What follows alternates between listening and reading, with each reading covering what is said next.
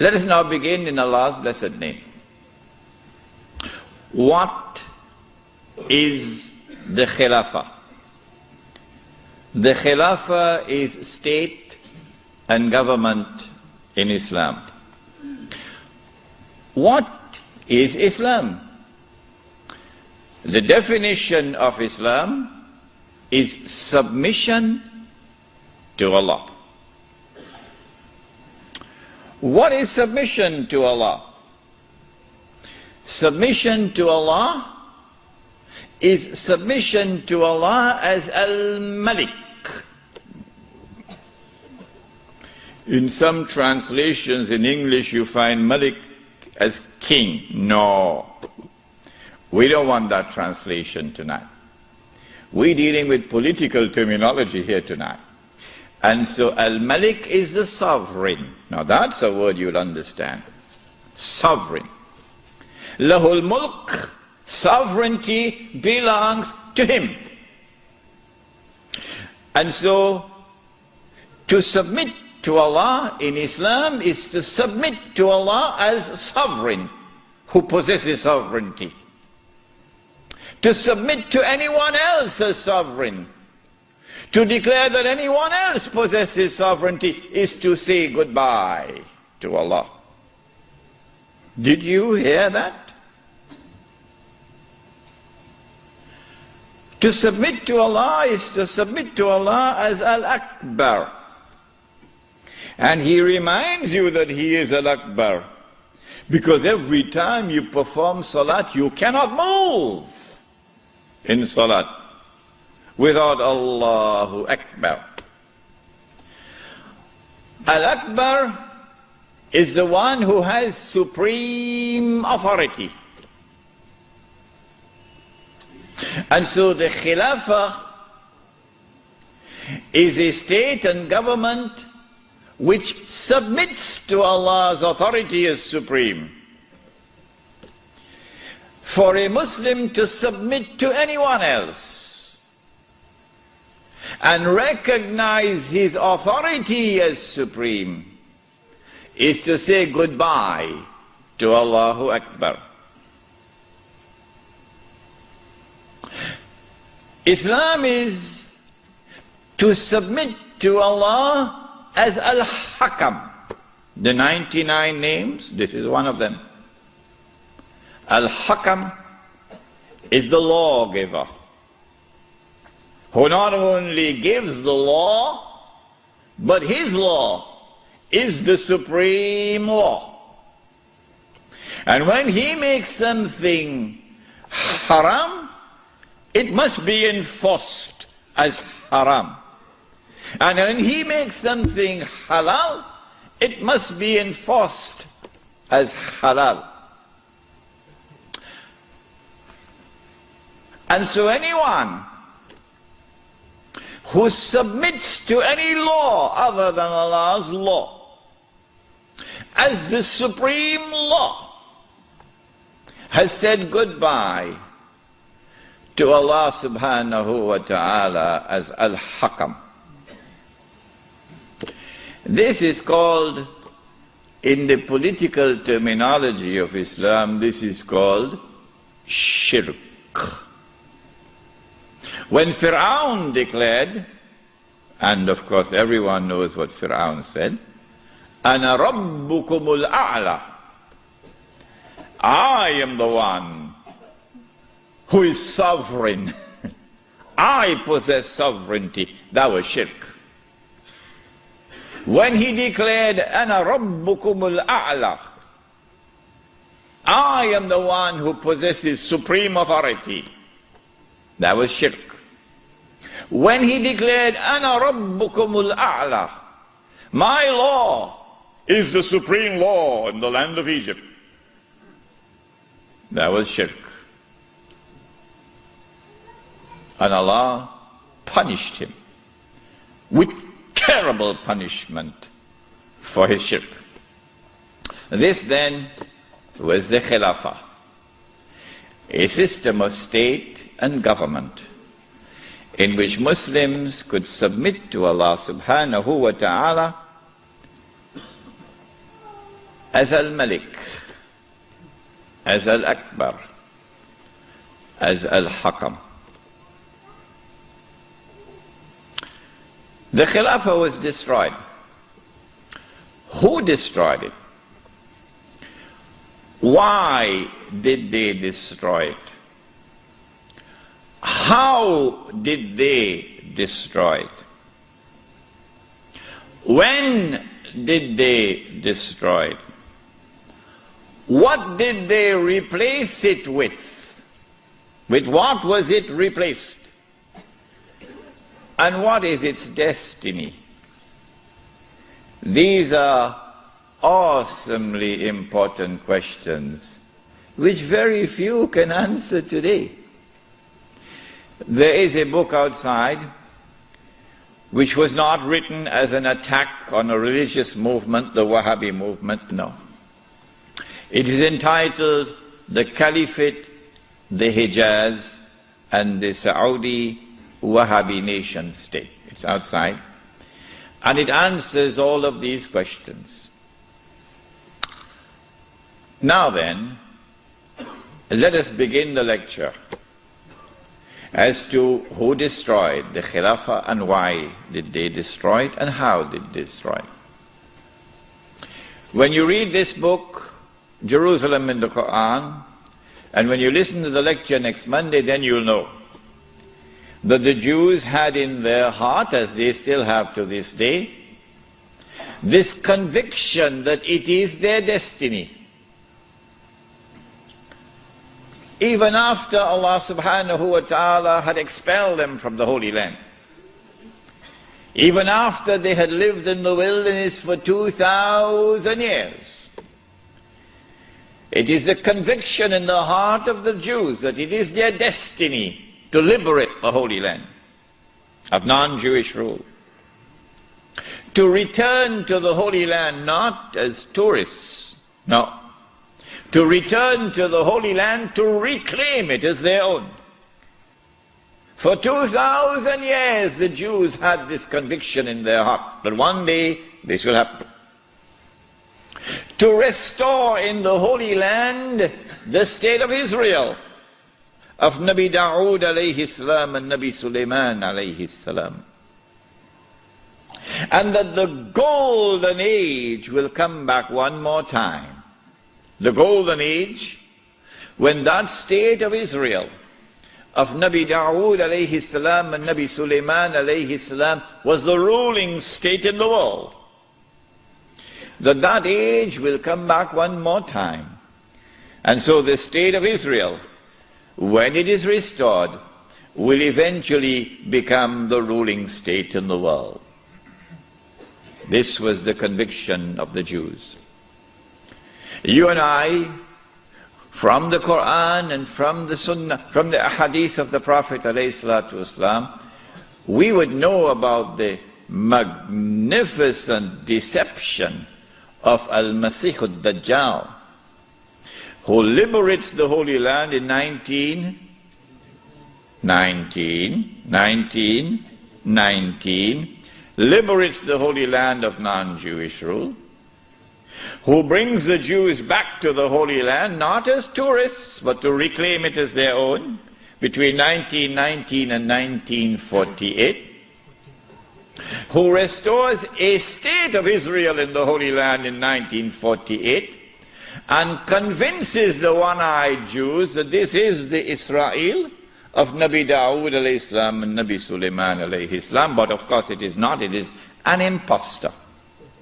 But they accept it and they embrace it. And that this Israel is about to become the ruling state in the world, replacing the United States of America. Those who differ with me, who say, well, we never read this in our books, where did he get this from? This must be false. My answer to them is just wait and see. Just wait and see.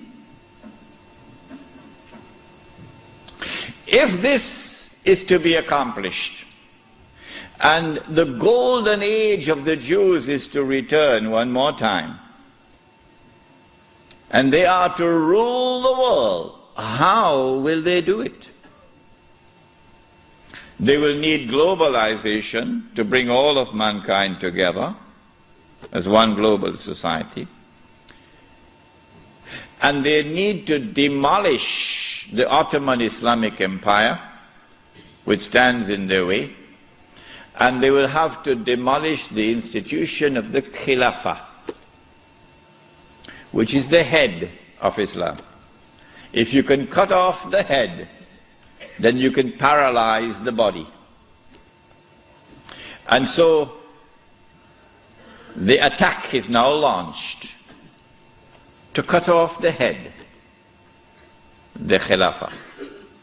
If you can cut off the head, then you can paralyze the body.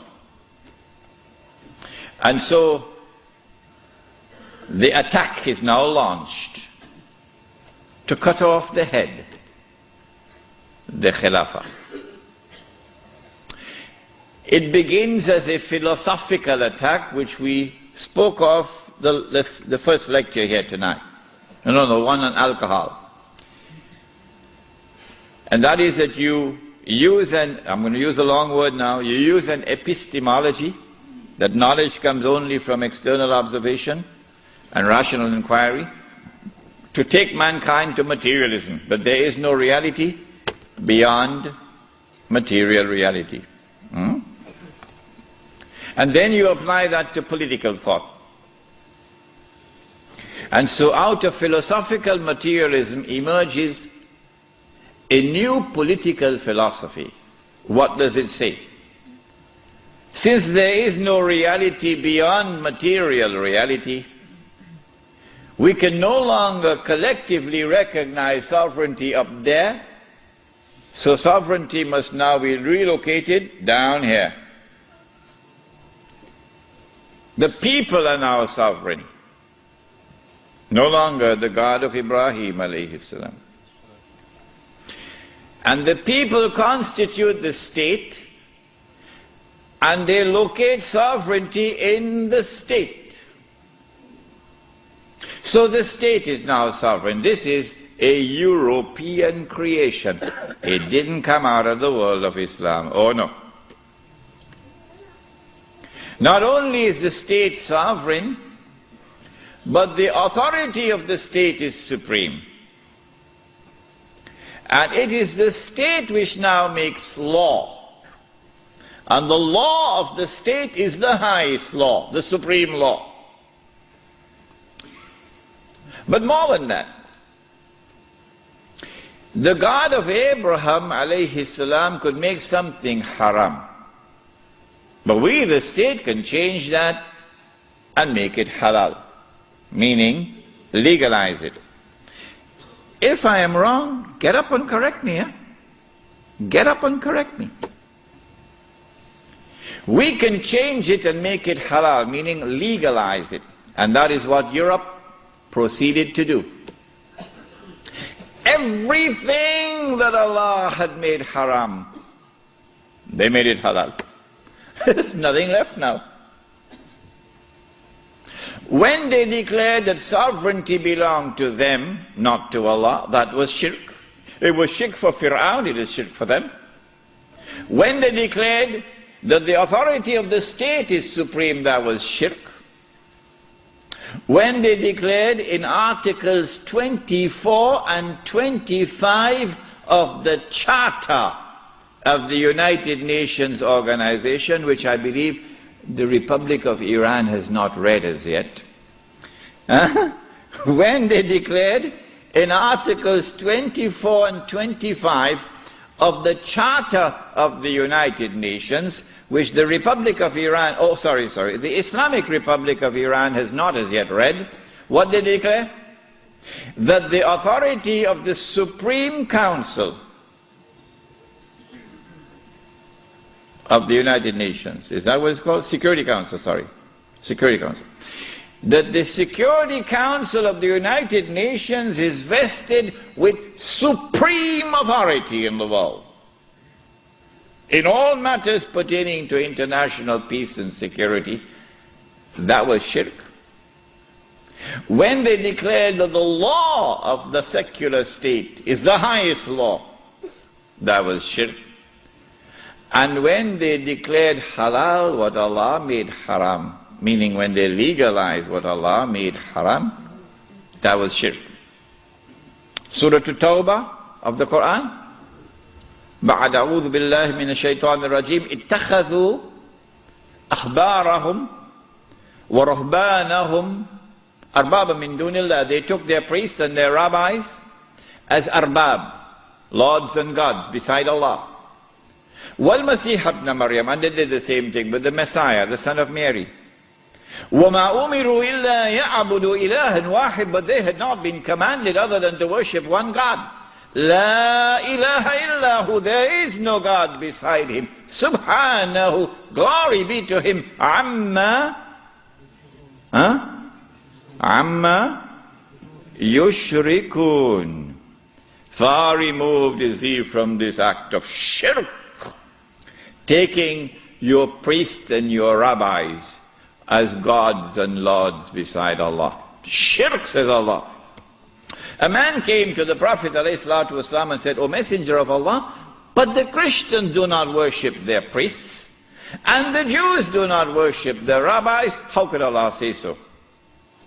To which the Prophet ﷺ replied, and he said, did they not make halal what Allah had made haram? That is their shirk. My question tonight, Lakemba, is this. If the priest and the rabbi make halal what Allah made haram, and that is shirk, then if the government does the same thing, would it not be shirk? You're very quiet tonight, aren't you, Lakemba? Yeah? And so, what Europe did is to launch the philosophical and political attack before the military attack, to produce that which can replace the Khilafah. And then they sent their agents, you remember Jassasa in the Tamim al-Dari hadith, they sent their spies to infiltrate Istanbul and to create what were called the Young Turks, the committee of whatever it was called, in whose group was located a man named Mustafa Kemal, and brainwash them into absorbing and imbibing and accepting the new political secularism which emerged out of Europe. Jazakallah. Jazakallah khair.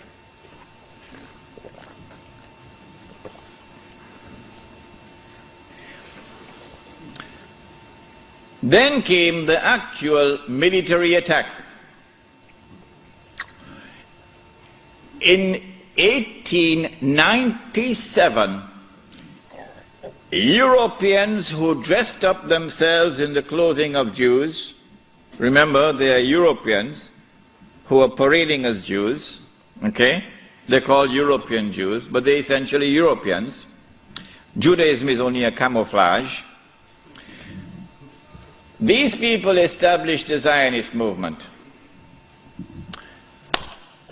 The stage was now set. The countdown has begun for the Jews to strike. After waiting for almost 2,000 years, they are now ready to strike to achieve their long-held objective of bringing back the Golden Age. Centuries before this, they had struck at Europe. And over a period of almost 300 to 400 years, they had transformed Europe from a civilization based on faith in Christianity to a new, essentially godless civilization. Having done that, they are now ready to strike when they create the Zionist movement. Allah subhanahu wa ta'ala now unveils the mother of all signs for those who have eyes to see. But most of mankind have eyes, lahum a'yunun la yubsiruna biha. Most of mankind, they have eyes but they don't see. They have ears but they don't hear. They have hearts but they don't understand. أُولَٰئِكَ كَالْأَنْعَامِ.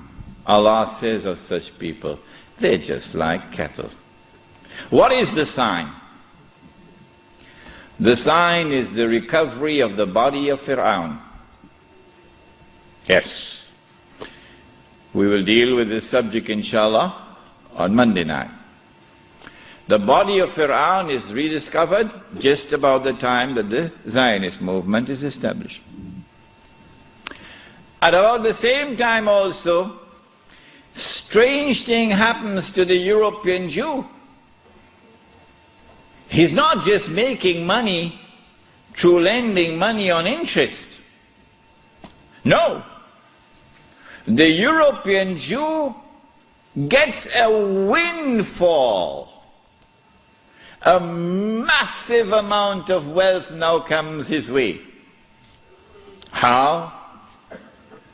The hadith was that the earth would yield up its treasures to Dajjal.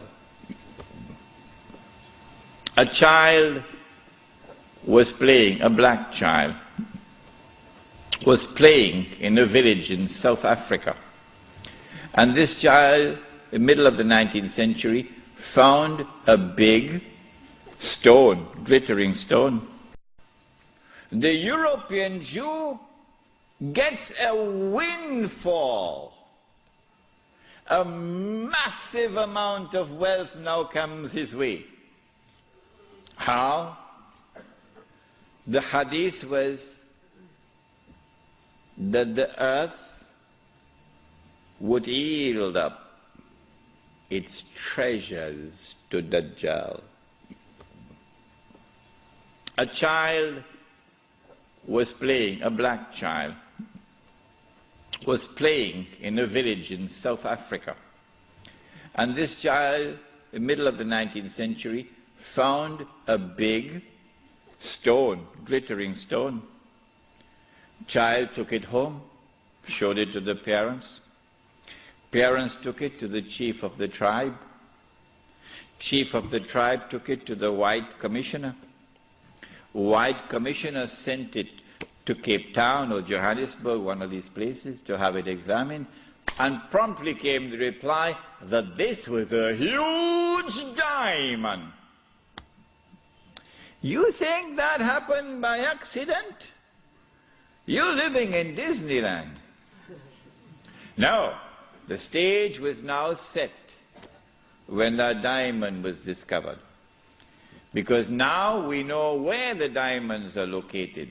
By this time, Britain, the scientific and technological revolution has given to Britain in particular, and Europe in general, the technology to be able to locate underneath the earth, in the interior of the earth, the diamond veins. And the technology we wish to mine for it down in the depths of the earth, technology which never existed before. And so now the southern African region becomes a cluster of diamond and gold mines. One mine in particular becomes the most famous one of all.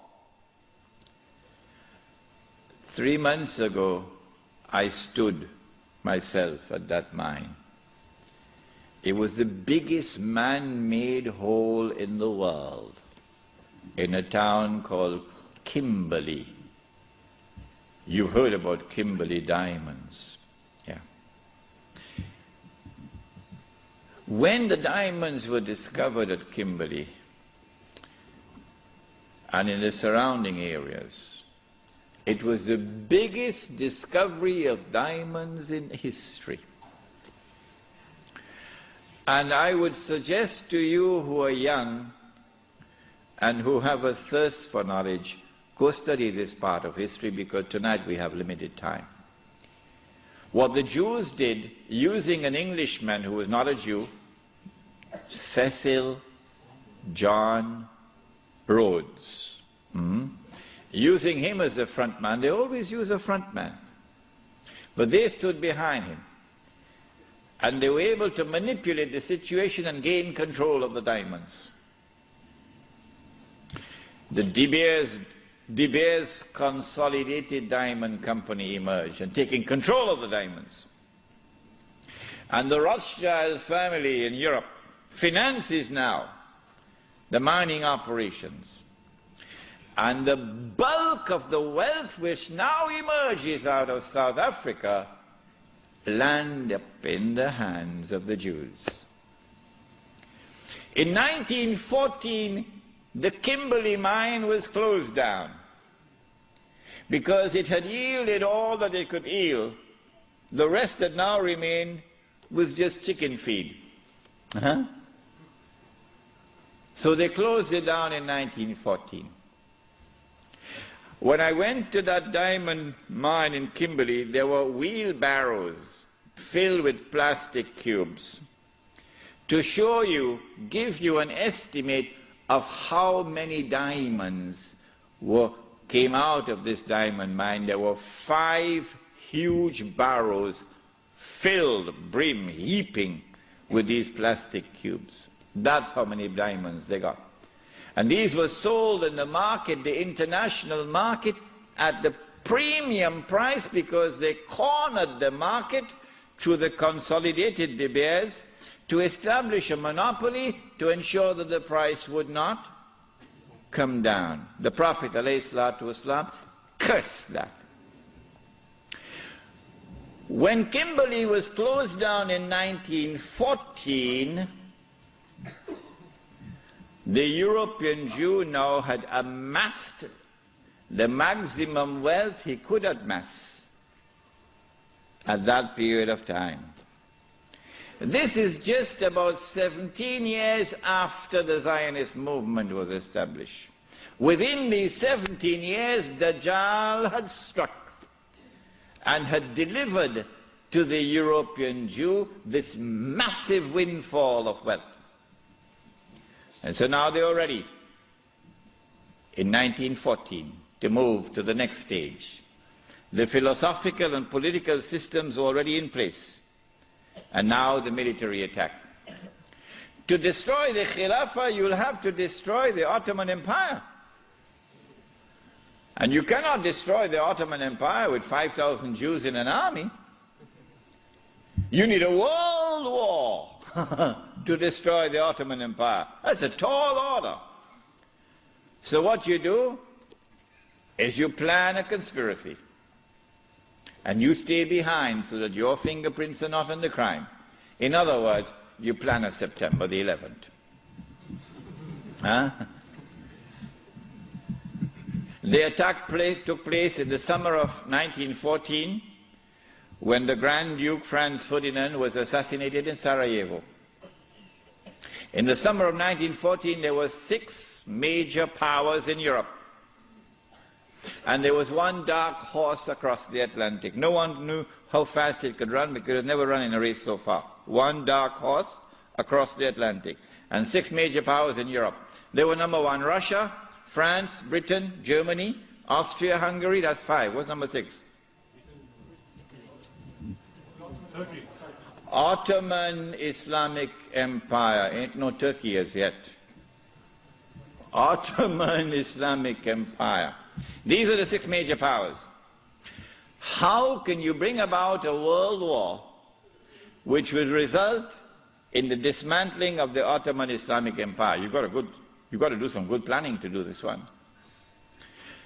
When they attacked and assassinated the Grand Duke Franz Ferdinand, they left footprints which led to Russia. As on September 11th, they left footprints which led to Al-Qaeda and Saudi Arabia. The reason why, I forgot to mention this last night, the reason why they put so many Saudis on board the aeroplanes. You remember I told you about the Saudi who went to his government? He says, listen, I've heard in the newspapers and on CNN that I'm dead.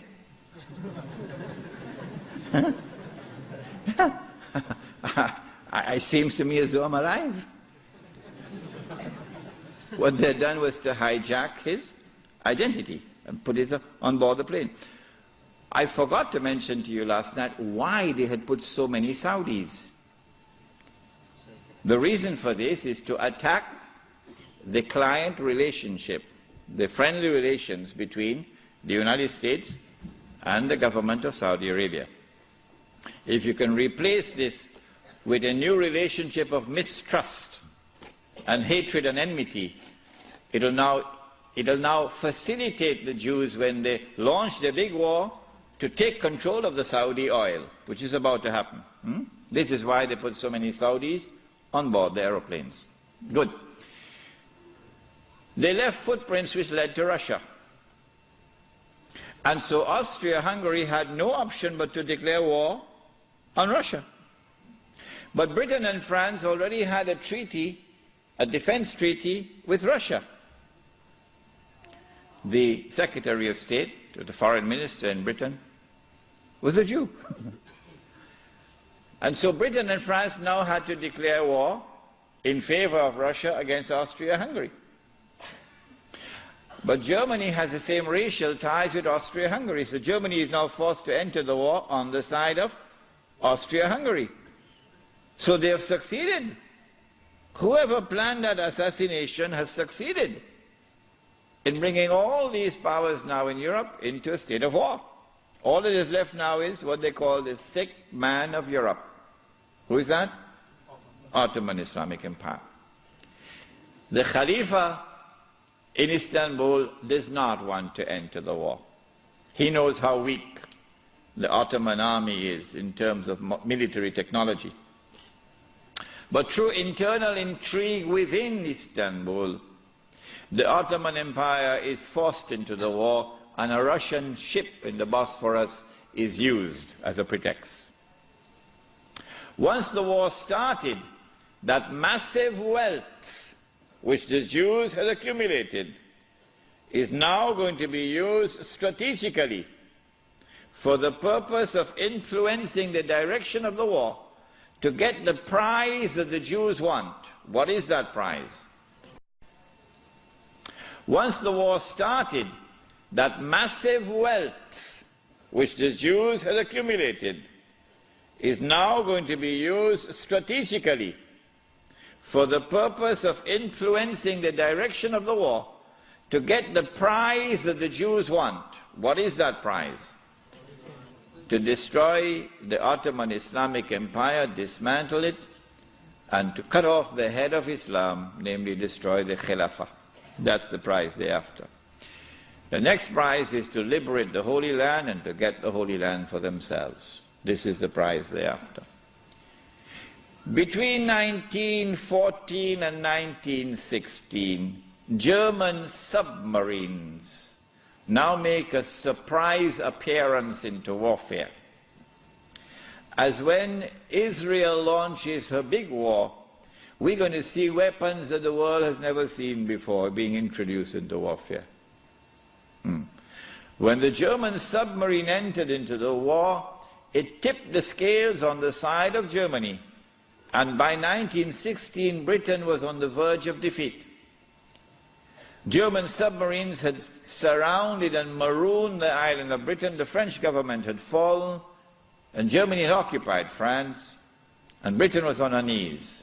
This is the moment that the Jews were waiting for. Now the Czech is going to talk. It's called financial diplomacy. The Jews, this is the German Jews, went to the British government and said, let's make a deal. Let's make a deal. We will intervene in the war with massive financial assistance to you. Massive.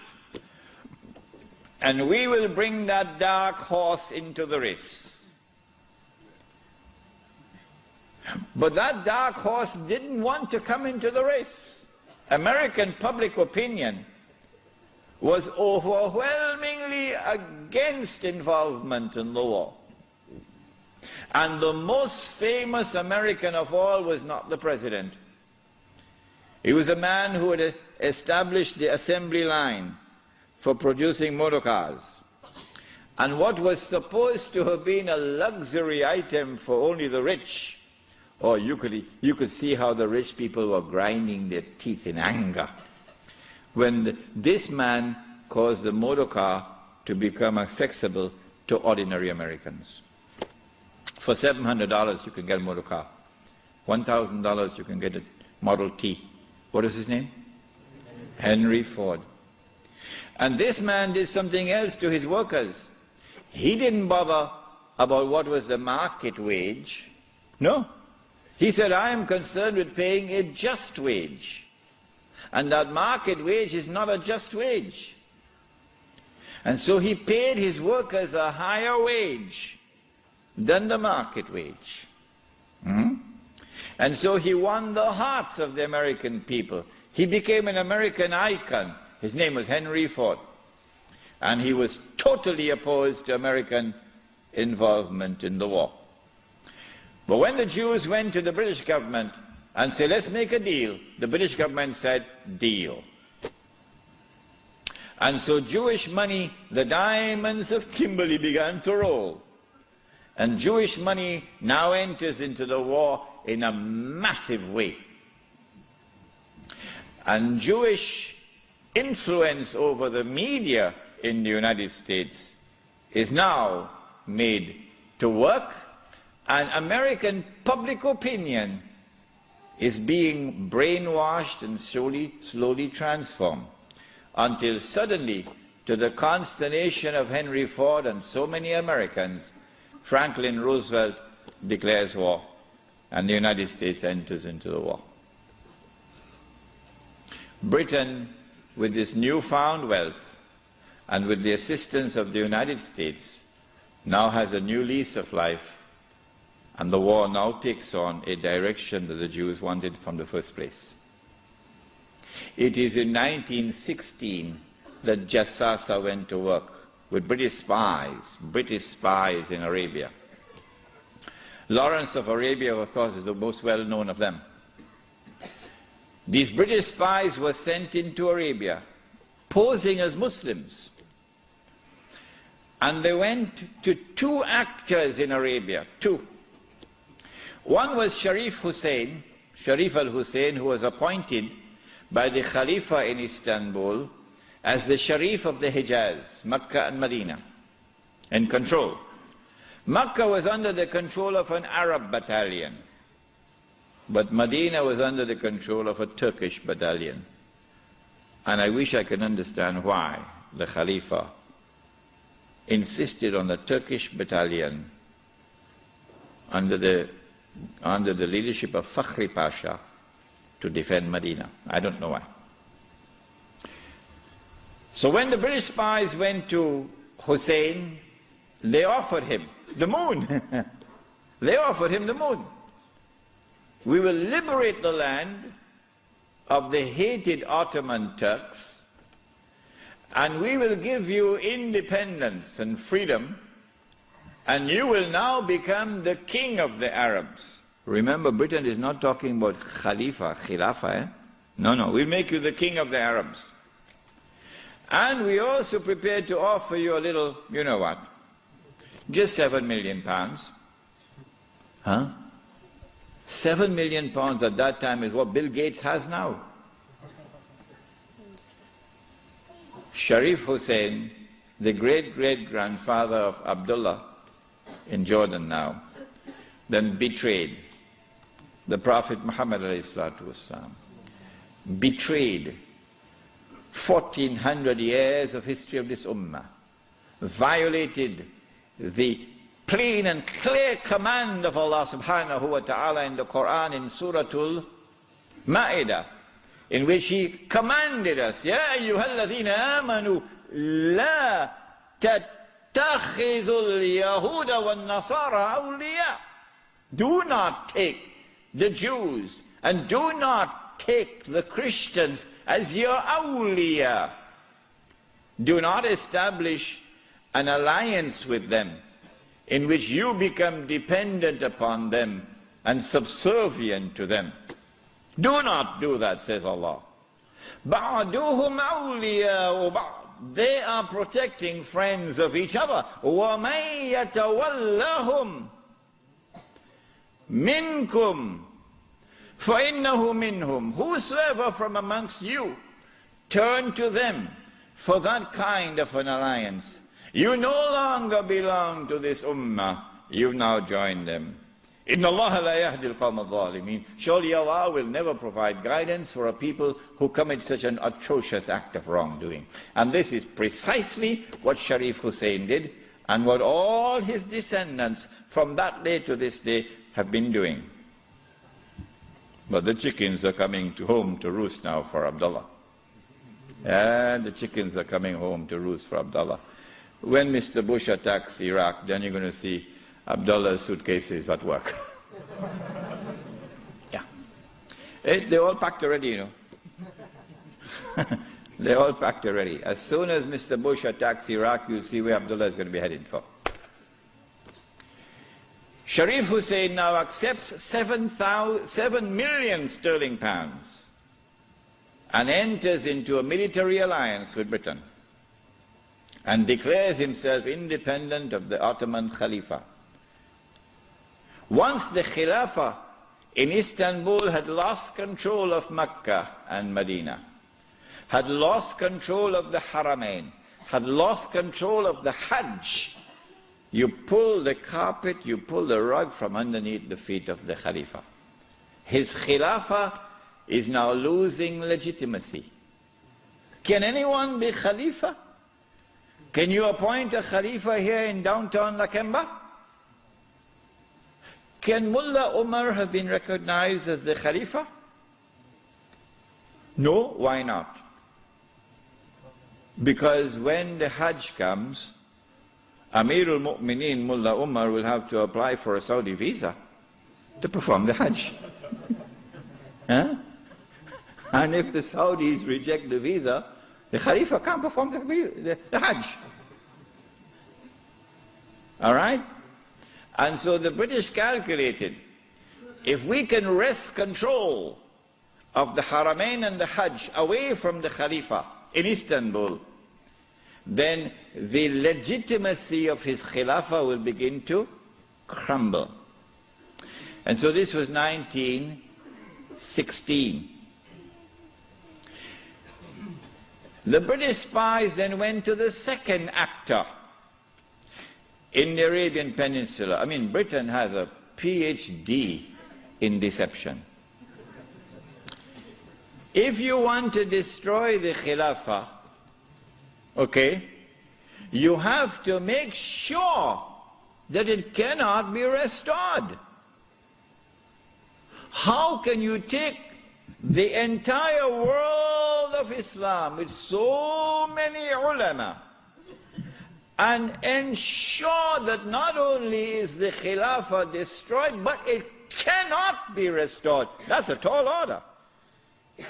How to do it? If you want to destroy the Khilafah, okay, you have to make sure that it cannot be restored. How can you take the entire world of Islam with so many ulama and ensure that not only is the Khilafah destroyed, but it cannot be restored? That's a tall order. How to do it? The answer is, you not only have to liberate the Haramain from the control of the Khalifa in Istanbul, but you have to put it in the control of those who will not themselves claim the Khilafah and will not allow anyone else to claim the Khilafah.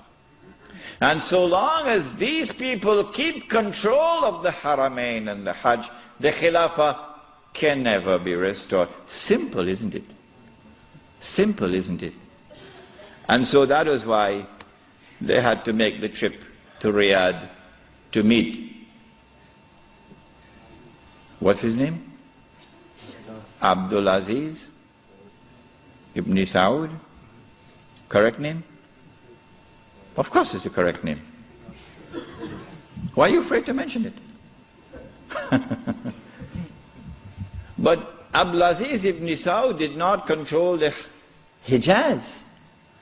So he couldn't command a check for £7 million. Huh? He had to be content with something less than that. So what the British offered to him was, if you would sign the same kind of agreement with us and violate the specific command in the Quran and betray Allah and His Messenger and betray the Ummah, if you will do that, we pay you £5,000 a month. Would you accept that? Abdul Aziz says yes. Yes. And in 1916, Abdul Aziz ibn Saud signed an agreement with Britain. Yes. Which made of him a military ally of Britain, subservient to Britain. But when the Ikhwan, who were his military force, questioned him, how can you sign this agreement with Britain? And how can you accept this money from Britain, £5,000 a month?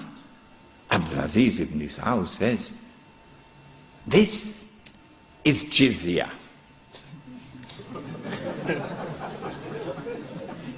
Jizya is what they pay to me because I control them. It was dust in their eyes and they swallowed it. And so Abdul Aziz ibn Saud got away with it.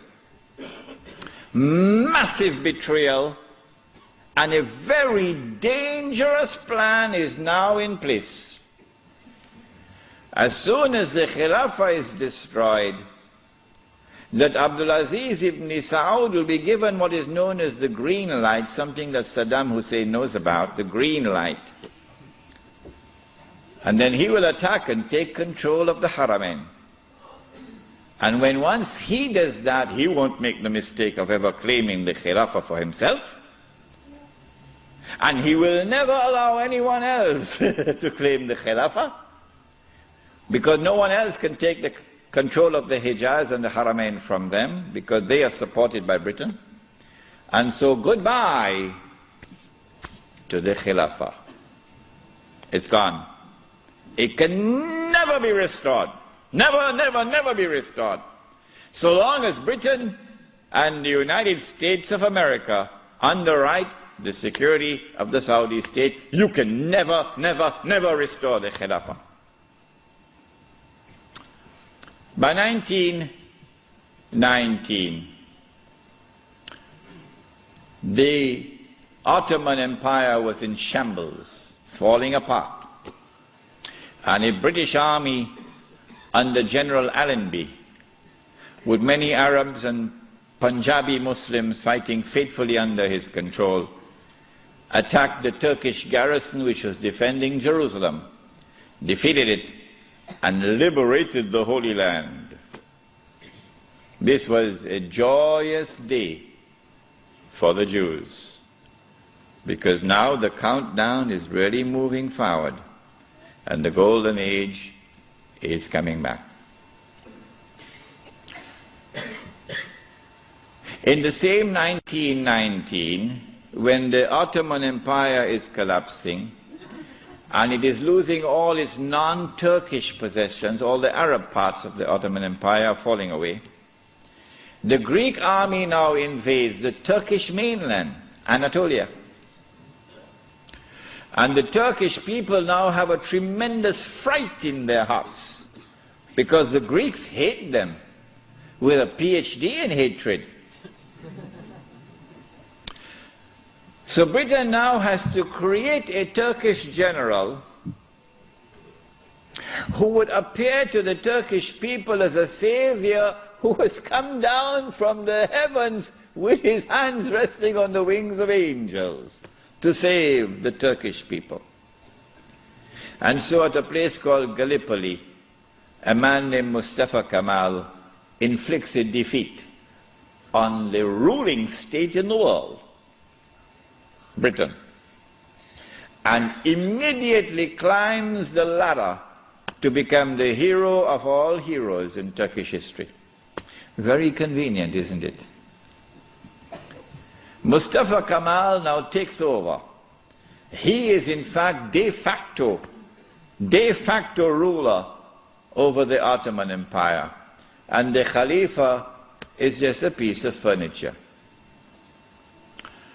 In 1920, I think, or 21, there was a big treaty, negotiations in Versailles, and from this emerged now the Turkish Republic, which replaces the Ottoman Islamic State.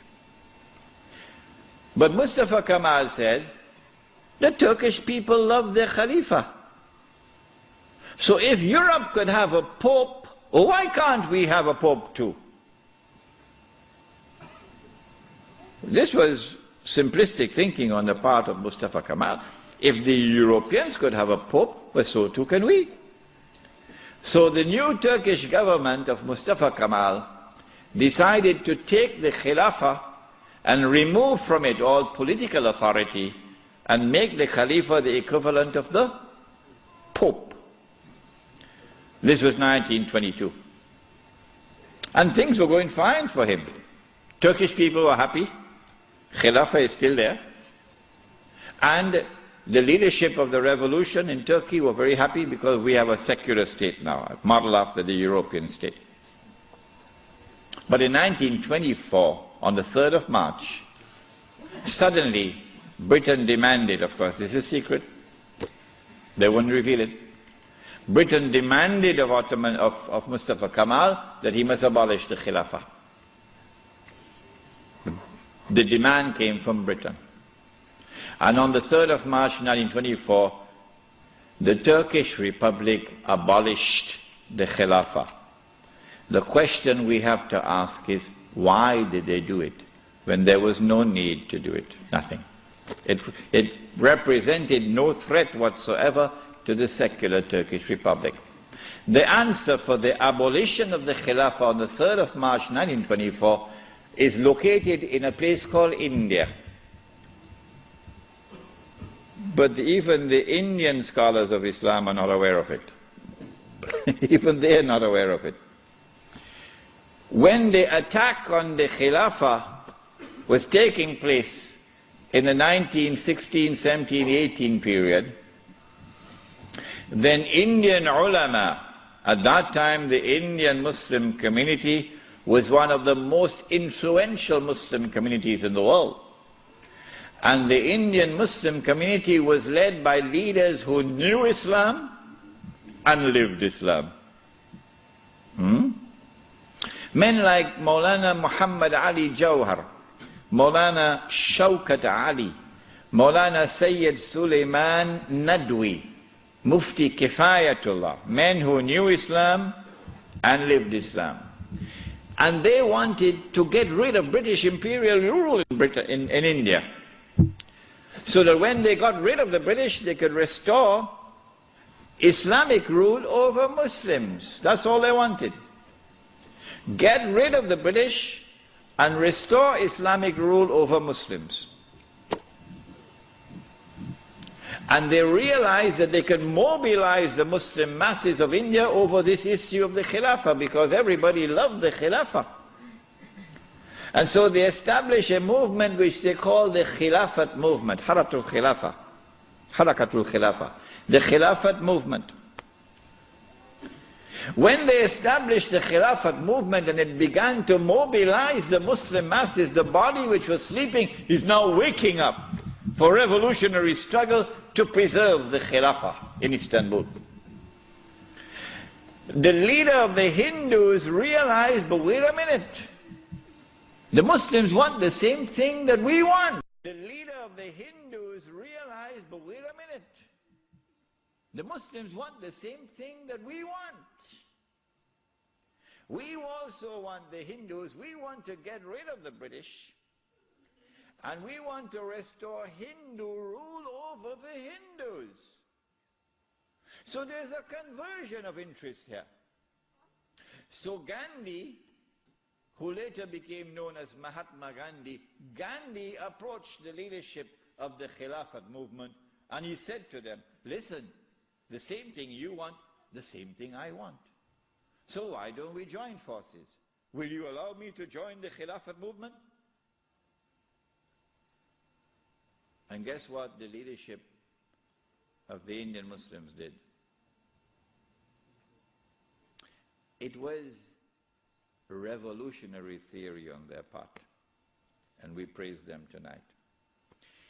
They accepted the offer of Gandhi, and they formed an alliance. And so the Khilafat movement in India now became a Hindu-Muslim alliance for the purpose of getting rid of British rule.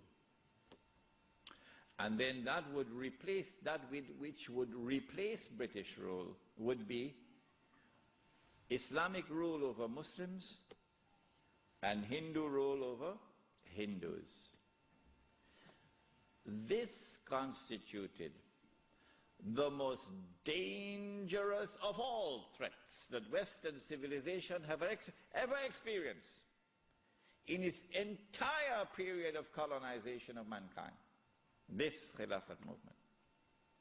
Because the Western objective was to demolish every existing state structure in the world and replace it with the secular state. So that eventually the secular state could be brought under the umbrella of a League of Nations and eventually a United Nations, and this would be political globalization at work. If the Khilafat movement were to succeed, then one of the most important communities in the world, the Indian Muslims, will escape. Because when the British withdrew, Muslims will be ruled by Islam and Hindus will be ruled by Hinduism. Between 1920 and 1924, the Khilafat movement was building up steam at an alarming rate. And by 1924, the British had calculated, we have to get rid of this Khilafat movement. And the only way we can think of now is to abolish the Khilafat. And so they put the pressure on Mustafa Kemal. As soon as the Khilafat was abolished, the Khilafat movement in India began to lose steam. In the same year that it was abolished in 1924, in that same year, the secularly minded British, in Indian language they call it chamcha, the stooges of the British in India, the brown-skinned Englishmen parading as Muslims, of whom the prince of them all was the grandfather of the present Aga Khan, Karim Aga Khan's grandfather. They now restore an organization called the All India Muslim League. The All India Muslim League is led by men who don't know Islam and don't live Islam. And these are the people who now wage a struggle for the liberation of the Muslims from British rule to be replaced, not with rule of Islam, oh no, but rather by the rule of the secular Republic of Pakistan and the secular Republic of India. So that Pakistan and India could be embraced within the community of secular nation states. But of course you had to put a little red herring to fool the people. So you have to make it appear as though Pakistan is going to emerge as an Islamic state, but that's just dust in their eyes, to fool those who see with only one eye. And so in 1924, on the 3rd of March, the Caliphate was abolished. When the Caliphate was abolished, Sharif al-Hussein realized that he was in grave danger now. So long as there was a Khalifa in Istanbul, the British needed him. But now that the Caliphate was destroyed, abolished, Sharif al-Hussein now realizes the plan. He says, oh my gosh, they're going to send Abdulaziz ibn Saud to cut my throat now. In exactly the same way that Abdullah of Jordan is now realizing as soon as Bush attacks Iraq, that is the end of me. So Sharif al-Hussein decides 4 days later, on the 7th of March 1924, to claim the Khilafah for himself.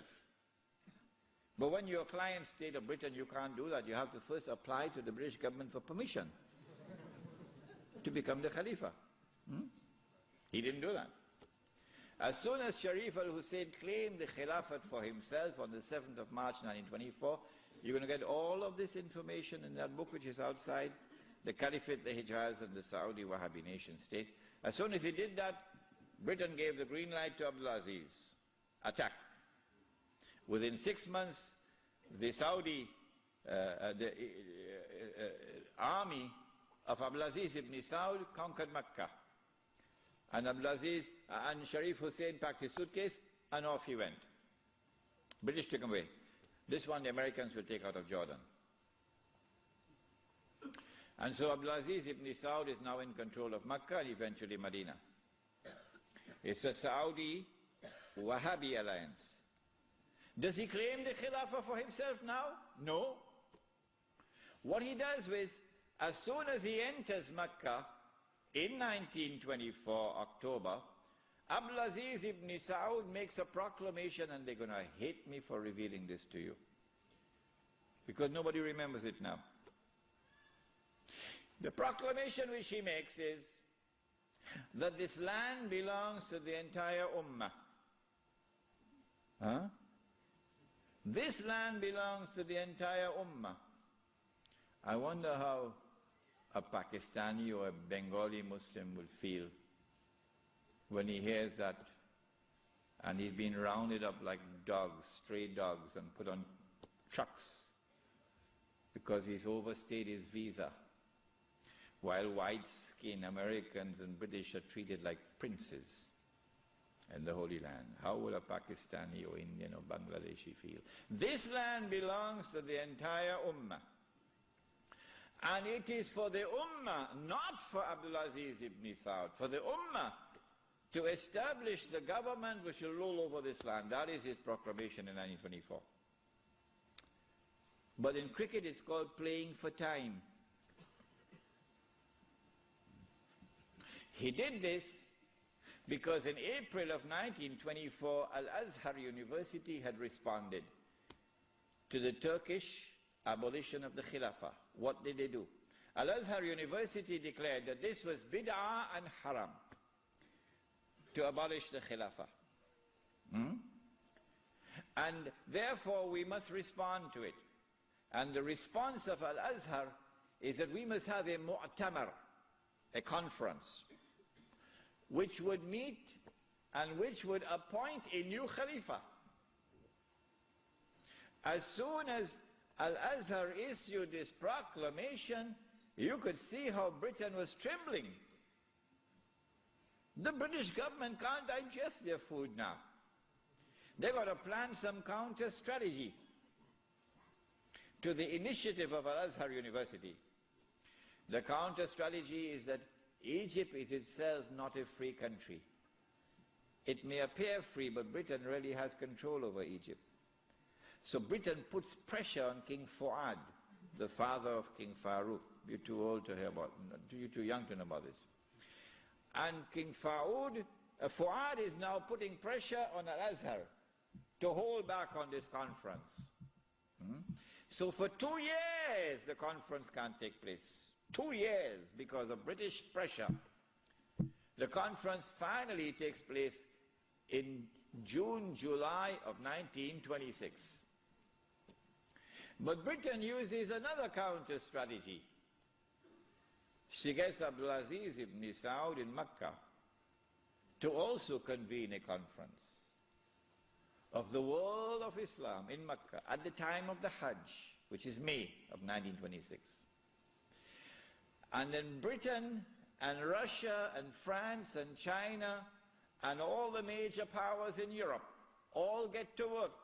Massive intervention in the affairs of the world of Islam to ensure that the Cairo conference does not succeed in winning a representative gathering.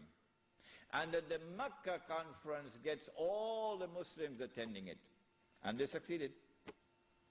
The Cairo conference, organized by Al-Azhar University, becomes an essentially Arab conference because non-Arabs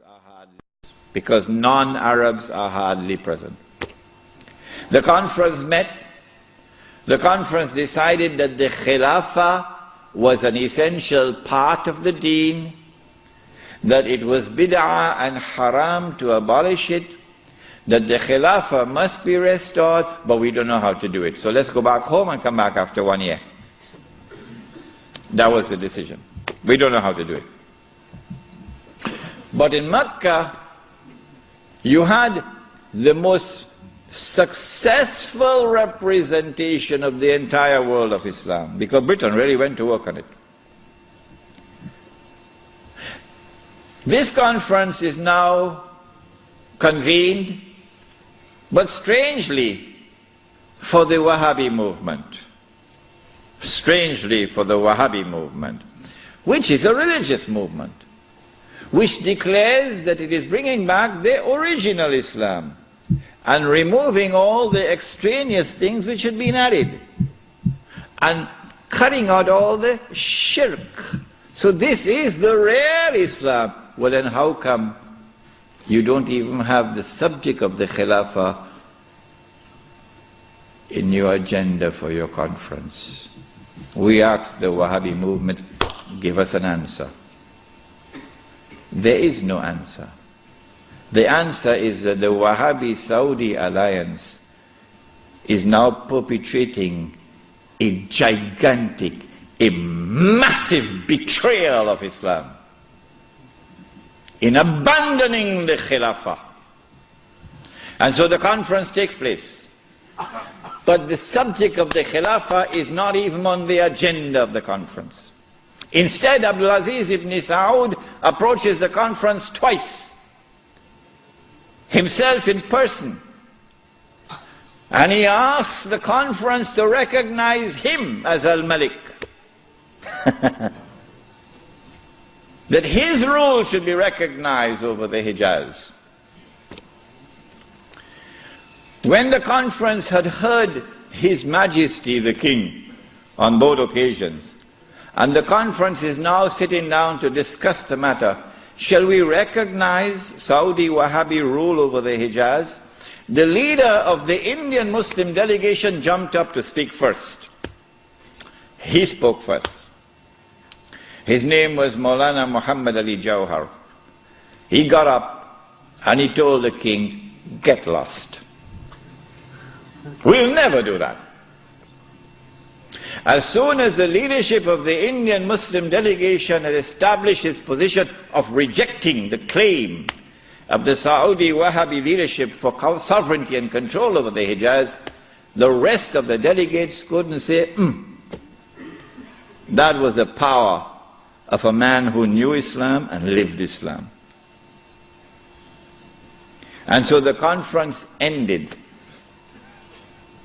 without giving to the Saudi Wahhabi rule over the Hijaz recognition. They decided that they'll meet every year, but that was the last time they ever met. This then was the response of the world of Islam to the abolition of the Khilafah. In 1930, I think, or 31, Hajj Amin al-Hussein in Jerusalem felt that the ominous advance of the Jews in the Holy Land required a response from the world of Islam. So he sought to reconvene the conference in Jerusalem. But it was a new conference. It gave it a new name in 1930 or 31. They call it the Al-Aqsa Conference, or the Mu'tamar al-Am. And this conference also met in 1930-31, but you're meeting to establish Darul Islam in a territory which is under British rule. Nothing could be more foolish than that. How can you restore Darul Islam when you're meeting in a territory which is under British rule? And you have to get permission from the British government to hold your conference. So the conference ended without being able to do anything about it. Since then to this day, there has been no effort no significant effort on the part of the world of Islam to restore the Khilafah. Why? Simple. Because you cannot restore the Khilafah unless and until you can liberate the Hijaz, Makkah and Medina. You can't do that when the Hijaz, the security of the Hijaz is underwritten by Uncle Sam. What is the replacement of the Khilafah? Around the world, beginning with the secular Republic of Turkey, and then an Iran which resembles a Shia republic but essentially is a secular republic, and then the secular Republic of Pakistan, which of course has now become the American Republic of Pakistan. And then in 1933, the Republic of Saudi Arabia, but they're parading as a monarchy, but it's actually a secular state, because it has all the trappings of a secular state. A secular state has territorial sovereignty. The state of Saudi Arabia has territorial sovereignty. A secular state has citizenship. Once upon a time when I went to Mecca, I was Muslim. And the only difference between me and my fellow Muslim who was resident in Mecca was that I was Musafir and he was Sakin. Other than that, we're the same. But now, I am a foreigner. If this is not bid'ah, I should change my name. I am now a foreign national. And they are Saudis. And all the oil that Dajjal discovered underneath the soil belongs to them. They own it. So what about Abdulaziz ibn Saud's proclamation that this entire land belongs to the world of Islam? That's forgotten. That's why they hate me for reminding you of these things. The entire world is now embraced, the entire world of Islam is now embraced by the modern secular state. Now let me say to you before I leave Australia, any Muslim, whenever I talk on two subjects, a lot of people now begin to behave strangely towards me. But while it pains my heart, it will not change me. Because I do not teach Islam to please people. I try to do it to please my Lord. When I talk on the subject of riba, some people begin to hate me. Yeah, it doesn't matter. When I talk on this subject also. When a Muslim pledges his allegiance to the modern secular state and to its constitution, which declares that Allah is no longer Al-Malik, no longer Al-Akbar, no longer Al-Hakam. The state is now Al-Malik, Al-Akbar and Al-Hakam. And the state can make halal what Allah made haram. When a Muslim pledges his allegiance, and you've got to do that to get citizenship. Oh yeah. Can't get a US passport without pledging allegiance. When you do that, you commit shirk. If you don't believe me, no problem. No problem. When you reach the grave, then you will see. When a Muslim goes and votes in the elections to constitute the government which will preside over this shirk, you enter into shirk. But if you don't believe me and you want to go and vote in the elections, I am not stopping you. So don't let there be any bad blood between us. I'm not stopping you.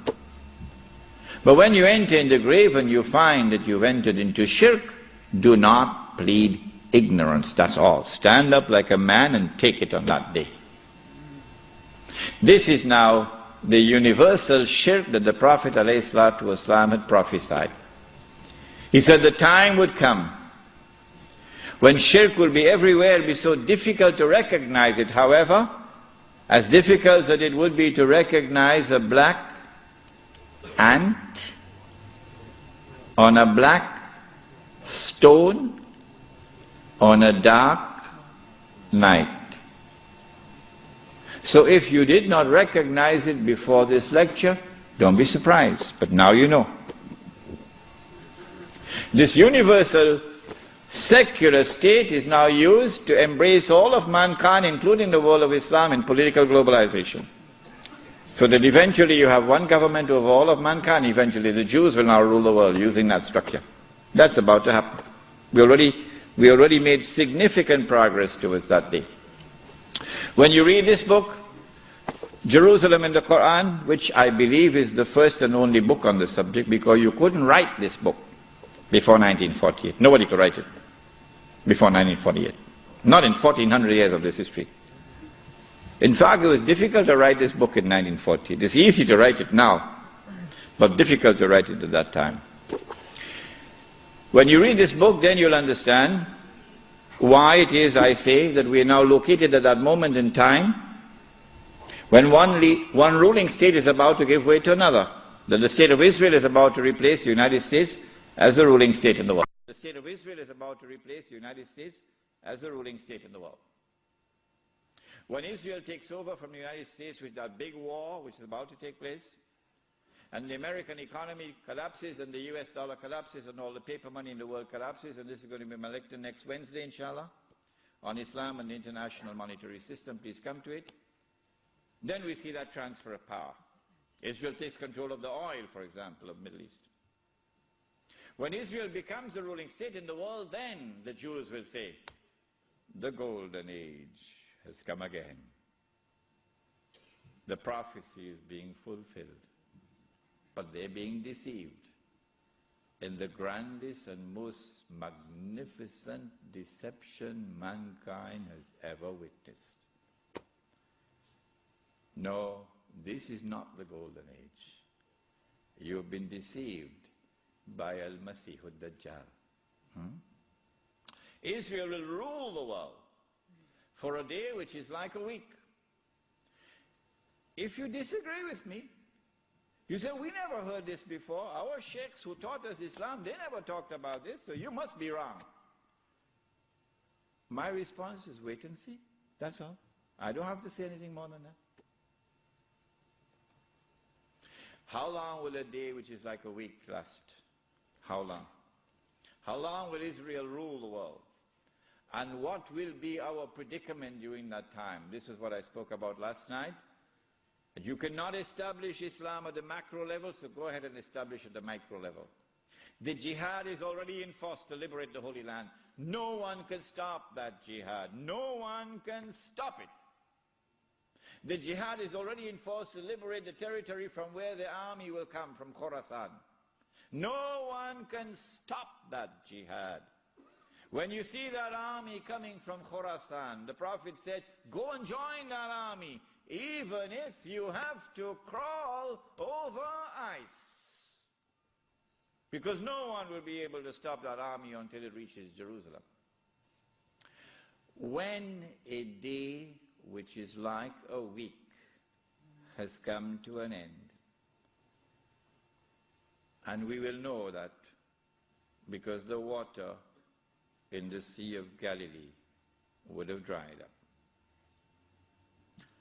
That is the time when these events are now going to take place. The advent of Imam al-Mahdi, Dajjal appearing in a day which is like our day, so we'll see him as a Jew, etc., and the Son of Mary coming down. There are some of you who have become a bit uncomfortable with my statement that I said it would be perhaps within the next 50 years. And I went on to say, I can be wrong. If this statement is uncomfortable to you, I can make another statement which means exactly the same thing. Exactly the same thing. I can say that I expect the Sea of Galilee to dry up in about 50 years. I hope you'd have no objections to that. Huh? But it's the same thing. Because it is when the water in the Sea of Galilee dries up that the Son of Mary will come back down. Go and read your Sahih Muslim. It is at that time, and go and notice the water level in the Sea of Galilee now. It is lower than it has ever been before in history, and Lebanon is about to take water out of the river. What's the name of the river? Litany? Huh? Whatever is the name of the river. Lebanon is about to take water out of that river, and Israel is saying, if you do that, we're going to wage war against you. Why? Because that water runs into the Sea of Galilee. Yes. And so the hadith of the Prophet Muhammad ﷺ is now moving to center stage. If I say 50 years, and if I say I can be wrong, at least I'm giving you a wake-up call. A wake-up call that you're living in the age of the countdown. So don't be fighting each other over chicken feed. That's what you're doing. In South Africa in particular, the ulama fighting with each other. Sectarian conflicts over chicken feed. While this hugely important subject is so far away from them, it is unbelievable. When the water in the Sea of Galilee is drying up, and the state of Israel has ruled the world for a day which is like a week, then in Sahih Muslim we are told, a Muslim ruler will die and there will be disagreement concerning succession. And then a man is going to come out of Mecca. His name will be my name and his father's name will be my father's name, said the Prophet ﷺ. He'll have a broad forehead and a large nose. And he'll be known as Al-Mahdi. And he'd hurry from Medina to Mecca. As he approaches Mecca, people are going to come out to him, so this has to be a well-known person. Not some obscure non-entity, a well-known person. When the people of Mecca come out to him, they'll force him to accept the bay'ah, the oath of allegiance which legitimizes the leadership of the Amir al-Mu'mineen, bay'ah. He will accept the bay'ah at the Kaaba and then proclaim himself to be Al-Mahdi. It is only then that you would know that Al-Mahdi is here. So stop asking these foolish questions. Is he born already? Is he in Lebanon? Or maybe in Indonesia? That's foolishness. Al-Mahdi cannot emerge until Israel has become the ruling state in the world. Al-Mahdi cannot emerge until Dajjal has completed his mission. Al-Mahdi cannot emerge until the state of Israel has ruled the world for a day which is like a week. Al-Mahdi cannot emerge until the water has dried in the Sea of Galilee. So stop these foolish questions. He proclaims himself to be the Mahdi. There are going to be eclipses of the sun and the moon that month. But there have been eclipses of the sun and the moon in the past. But after he proclaims himself Al-Mahdi, he's going to be attacked from an army, with an army from Sham. That army comes down to the south, and armies are under the control of governments. And when that army is between Medina and Mecca going down south, the earth is going to open and swallow that army. That is the sign of all signs. Beyond a shadow of a doubt, validating the claim of this man that he is the Mahdi. But Mecca has never been a Shia city. Never. And Mecca will not be a Shia city at that time.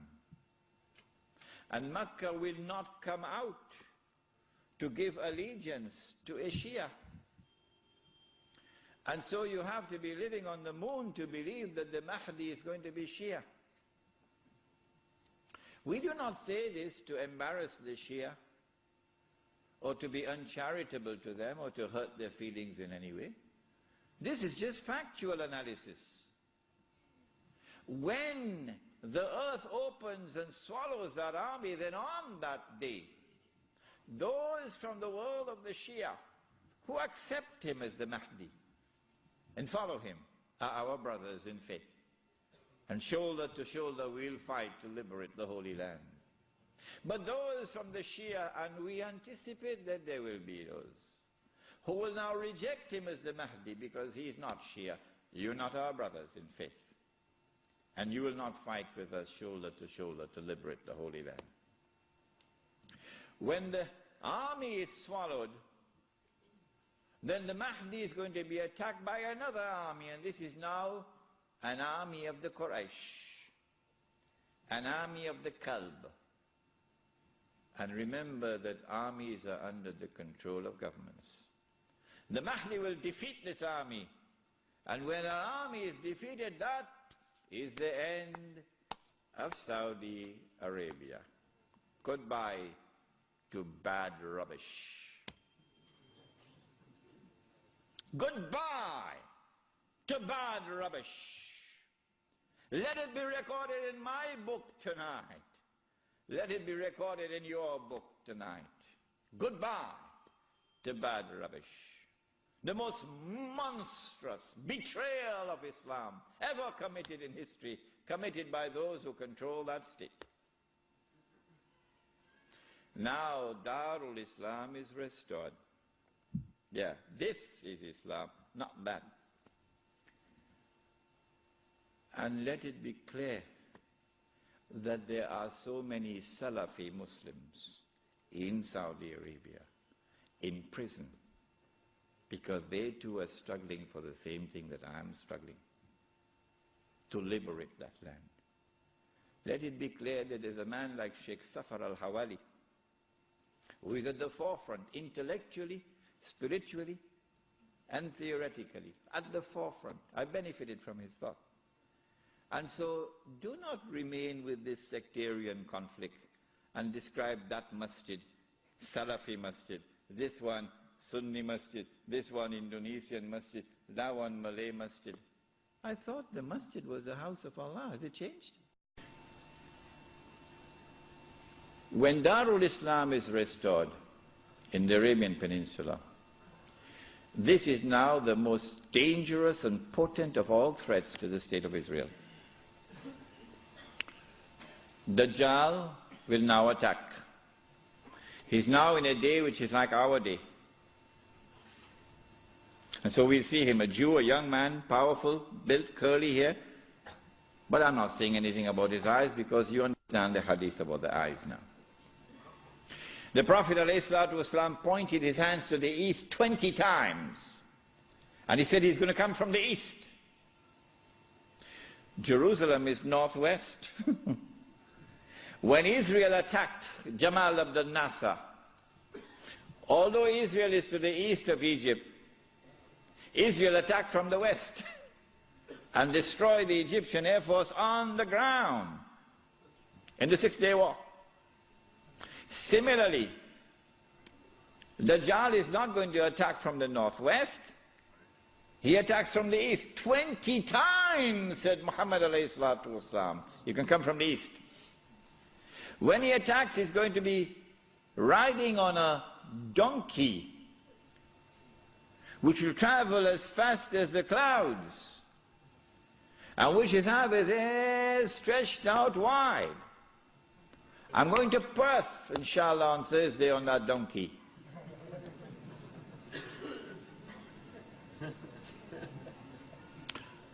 And so we're talking about fighter aircraft. And east of Medina and Mecca is the Saudi Air Force Base, which is now also an American Air Force Base in Dhahran. As they attack Mecca and Medina, the angels defend Mecca and Medina. This is there in Sahih Muslim. And the attack is diverted to Damascus. And then the confrontation takes place. Dajjal is outside and the Imam is inside, the masjid. And now history repeats itself. The Jews are rubbing their hands. We got them now. There's no escape. We got them. We have them in our sights now. As someone else was rubbing his hands, as his army was approaching them, and in front of them was the sea, And behind them is the army, and they're rubbing their hands. We got them now. Who was he? Fir'aun. And so history repeats itself. But at the last moment, Allah subhanahu wa ta'ala says to Musa alayhi salam, take your rod and strike the water. And then the divine intervention took place, the miracle. And the believers were saved. وَإِذْ فَرَقْنَا بِكُمُ الْبَحْرِ فَأَنْجَيْنَاكُمْ وَأَغْرَقْنَا آلَ فِرْعَوْنَ وَأَنْتُمْ تَنْظُرُونَ. Now history repeats itself. As the Jews are rubbing their hands, we've got them now, we've cornered them. At that last moment, history repeats itself. The son of Mary comes down, with his hands resting on the wings of two angels. The first time he came, Allah raised a man. And when the Messiah came, he came in front of that man. And that man said, here he is, this is the man you've been waiting for, this is the Messiah. Who was that man? Yahya alayhi salam. So this is the divine method for positive identification. But Ibn Khaldun, may Allah bless him and have mercy on his soul, that great scholar, we are not fit to clean his shoes. Ibn Khaldun did not understand this. And Muhammad Iqbal, that great scholar, we are not fit to clean his shoes. But Muhammad Iqbal did not understand this. And so many other scholars have not understood it. And they rejected all the ahadith on Mahdi as fabricated. Ibn Khaldun did it and everybody else followed him. But now history repeats itself. The divine method of positive identification is repeated. As the son of Mary comes down in the masjid, Imam al-Mahdi says, here he is, this is the son of Mary. And history repeats itself. May Allah forgive Ibn Khaldun. And then the son of Mary responds and identifies himself. Imam asks him, you lead the salat. He says, no, you are the Imam, you lead. After the salat, then the confrontation takes place between the false Messiah and the true Messiah. And the false Messiah is killed. And then Gog and Magog are destroyed. The Sea of Galilee is dry. And after Gog and Magog are destroyed and Dajjal is killed, now the state of Israel is without any support. Now it's going to be a level battlefield. A level battlefield. I may be wrong, but I suspect that there's going to be a massive collapse of the world of modern technology. I suspect that. And so horses are now going to be used once again. Yeah. The army now comes out of Khorasan, and that army attacks and destroys the state of Israel. The first time it was a Babylonian army. The second time it was a Roman army. And after the Roman army destroyed them and threw them out of the land, Allah said, وَإِنْ عُدْتُمْ عُدْنَا وَإِنْ عُدْتُمْ عُدْنَا. If you return with your fasad, we will return with our punishment. They return with their fasad. It's happening now before your eyes. And so Allah returns with His punishment. وَإِنْ عُدْتُمْ عُدْنَا. And so now the Muslim army destroys the state of Israel. It is at this time that the Prophet said, alayhi salatu wasalam, the hadith in Sahih Bukhari, Sahih Muslim, you will know who is a true leader amongst the Muslims today. Because he'll not be afraid to quote this hadith. And you will know those who betray Islam because they will never quote this hadith. Never. They'll lose their jobs. لَتُقَاتِلُنَّ الْيَهُودِ وَلَتَقْتُلُنَّهُمْ حَتَّى يَقُولُ الْحَجَرُ يَا مُسْلِمْ هَذَا يَهُودِيٌّ وَرَائِي فَتَعَالَ فَاقْتُلْ. If you're 17 years of age tonight, this is music in your heart. Yeah. If the beard is grey, well, things are not the same anymore. You will most certainly fight the Jews. And you will most certainly kill them. And at that time the stones will speak. Muslim, there's a Jew hiding behind me. Come and kill him. And so the Holy Land is liberated. This ends the subject of Imam al-Mahdi and the return of the Khilafah. What happens after that we'll pick up in our subject on Jerusalem in the Quran, which will be on Monday night. What I'd like you to do is, if you have any questions, please write them very quickly. We have paper?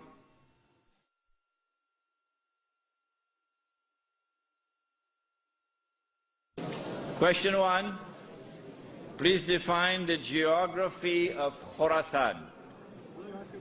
Where is Khorasan? Khorasan,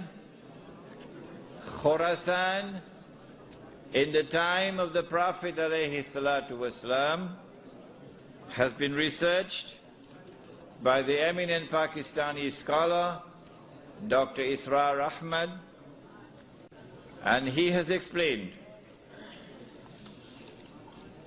that Khorasan is that territory which extends from northwest Pakistan, the Pathan belt, northeast Iran, the whole of Afghanistan, and the territory north of Afghanistan. But clearly Afghanistan is in the heart of Khorasan. No. This territory has one thing distinctive about it, that Europe could never colonize the heart of Khorasan. The British tried when Britain was the ruling state in the world, and the British failed. And then the Russians tried when they had the superpower, the Soviet Union. And after 12 years, the Russians failed. And guess who is trying now? Yes. The war in Khorasan has just begun, Mr. Bush. It has just begun. On that day, when Islam liberates Afghanistan, I believe it is that army which will be unstoppable until it reaches Jerusalem. When the Sea of Galilee dries up, that is the time when Israel will no longer rule the world. I love this hadith. Guess why? Because George Bush could watch the Sea of Galilee going down. And Tony, what's his name? Yes. And Ariel, what's his name? Sharon. Yeah. And the Jews? They can watch the Sea of Galilee going down and drying up. And they can realize that the moment is coming. Ya Muslim, هذا يهودي ورائي فتعال فاقتل. That moment is approaching as the water is drying up. I love this hadith. Why is Iran's oil? This was last night's lecture. I explained this last night. That when Israel wages a big war, which is coming up, which is why Bush has to attack Iran, so that Israel can now wage the war and not appear to be an aggressor, which is why Abdullah of Jordan has his suitcases packed already. When Israel wages a big war, in order for her to become the ruling state in the world, she'll have to seize the oil. Saudi oil, Iraqi oil, Kuwaiti oil, etc. But I said, I don't think they'll touch the Iranian oil. Why? He asks. The answer is, without in any way being disrespectful to the Shia, without in any way being uncharitable to the Shia, no, that's not my method. Anyone who declares of Abu Bakr as-Siddiq radiallahu ta'ala anhu, he was a usurper, is misguided. And anyone who compounds that by declaring that Umar Farooq radiallahu ta'ala anhu was a usurper is doubly misguided. And anyone who further compounds that by declaring of a third of the eminent companions of the Prophet Muhammad alayhi salatu wasalam, that Uthman Ghani radiallahu ta'ala anhu was a usurper, is casting a massive vote of no confidence in Muhammad sallallahu ta'ala alayhi wasallam. The three of his foremost companions were usurpers, robbing people of their legitimate position, like robbers and bandits. So anyone who declares of this, like this, are a people who are significantly misguided. That's all. This is not an uncharitable statement. This is a factual statement. A less than valid, less than authentic expression of Islam will always be advantageous to Dajjal. Because if this less than authentic expression of Islam is the only Islam which can mount a successful Islamic revolution, the only one, then the Muslim masses around the world will eventually be told that is the valid Islam, because that's the only one which has succeeded in the world. So you should give up the authentic Islam that you have and adopt that less than authentic Islam. Why would Israel want to dismantle such a state? No, it will not be in the interest of Israel to attack and seize the Iranian oil. But having said this, let it be clear that this is meant not, this statement of mine is not meant to show any disrespect whatsoever to the leadership of the revolution in Iran. Imam Khomeini and all those who fought the regime of the Shah with such matchless courage. I honor them and I respect them, and I'll never say anything hurtful about them.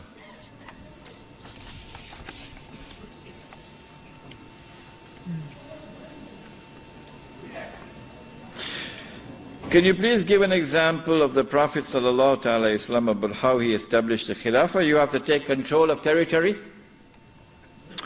either exclusive control, that is you alone control, or on the basis of an agreement in which you share control over the territory with others. The Mithaq of Medina was an agreement, a constitutional agreement, in which Muslims shared control over territory with those who are not Muslims. The ruler who rules over the Muslims in that territory would be the Khalifa over the Muslims. That was called a plural model of a state. But that plural model of a state only lasted for a short time, and then the Jews betrayed the Treaty of Medina and they were expelled. And now you have the exclusive model. When Muslims take control of a territory in the name of Islam and establish Allah's law in that territory, there will be one Jama'ah and one Amir. That Amir, on the condition that he controls the Haramain and the Hajj, would now be the Khalifa. What is the role of Freemasons in the globalization subject?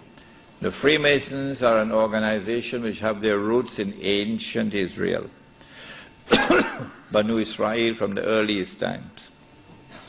The Freemasonry movement, however, was hijacked by the Europeans who put on the clothing of Judaism. European Jew. Yes, Sheikh Sadi, here we are. This is something for you. It's a gift. The Freemasonry now has been hijacked by them, and they're using it as a front organization so that they can stand behind. So you attack World Trade Center, but your fingerprints are not on the crime. You're behind.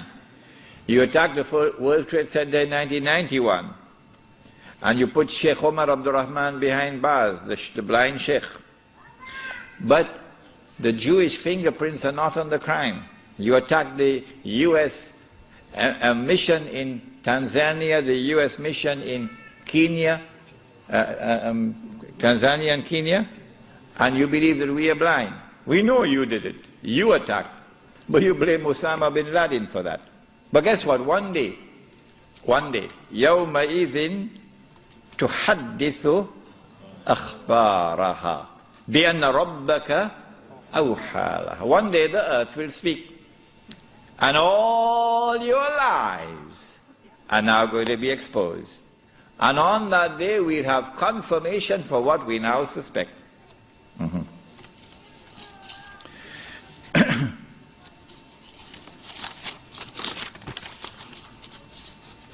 What role does the economic boycott of Israel and some American companies have on the return of the Khilafah? It is something that the Muslim community should be taking seriously. Strange people, Muslims. What they should not be doing, that's what they're doing. And what they should be doing, they don't do it. Never in our entire history as a people have we ever used trade as a weapon. Never. Never. It is our enemies who use trade as a weapon against us. In Medina, an economic boycott against us which lasted 3 years. Did we ever reply and respond with an economic boycott of our own? No, we never did. Why?